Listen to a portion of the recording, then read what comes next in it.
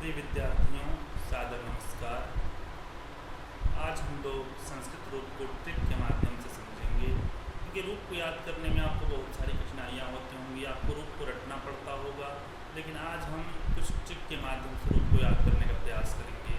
आज हमारा ये रूप याद करने का पहला दिन है। हम लोग समझेंगे रूप कैसे बनते हैं, उनमें प्रत्यय लगते हैं, बहुत सारी चीज़ें हैं, लेकिन उसको पढ़ने लगेंगे तो आपको और टाइम लग देना पड़ेगा।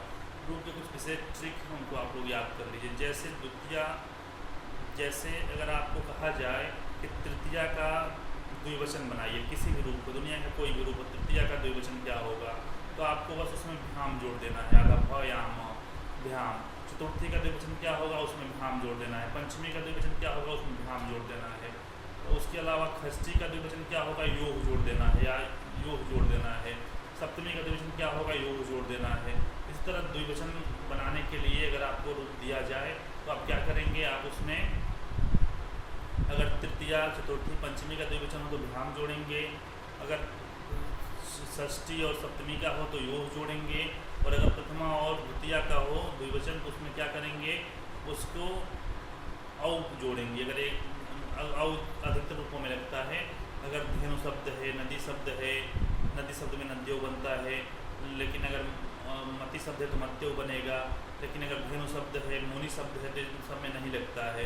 अगर ईकारांत बड़े शब्द हैं, यानी कि ईकारांत शब्द है या उकारांत शब्द है, यानी कि ह्रस्व उकारांत, दीर्घ उकारांत है और दीर्घ ईकारांत है, उसमें नहीं लगेगा।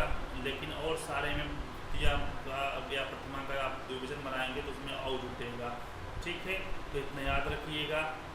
हम इसका विस्तृत चर्चा करेंगे, लेकिन अभी आप, ये पहली वीडियो है रूप से संबंधित, तो आप बताइए आपको वीडियो इस पर चाहिए कि नहीं चाहिए, आपके क्या विचार हैं, उसको आप लोग शेयर करिए।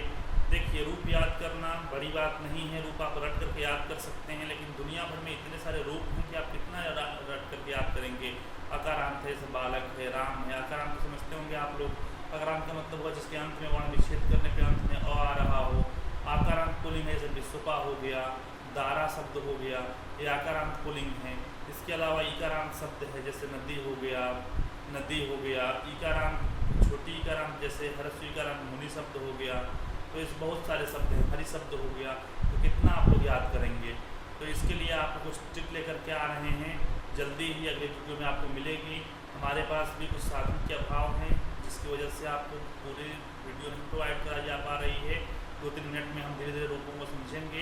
तो आज बस आप इतना समझिए कि द्विवचन का रूप आएगा, तृतीया, चतुर्थी, पंचमी, तो उसमें भ्याम जोड़ करके हम रूप बना लेंगे। जैसे अगर कहा जाए कि विश्वपा शब्द का द्वितीया का, विश्वपा शब्द का तृतीया बहुवचन क्या होगा, तृतीया द्विवचन क्या होगा, अब क्या बताएंगे, उसमें भ्याम जोड़ दीजिए। इस तरह से बालक शब्द का तृतीया द्विवचन क्या होगा, बालकाभ्याम।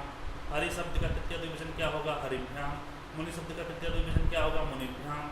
नदी शब्द का तृतीय द्विवचन क्या होगा, नदीभ्याम। तृतीया में जो रूप बनेगा वही चतुर्थी में बनेगा, वही पंचमी में बनेगा द्विवचन में। इस बात को हमेशा याद रखिएगा। ये रूप याद करने की पहली और सबसे छोटी ट्रिक है।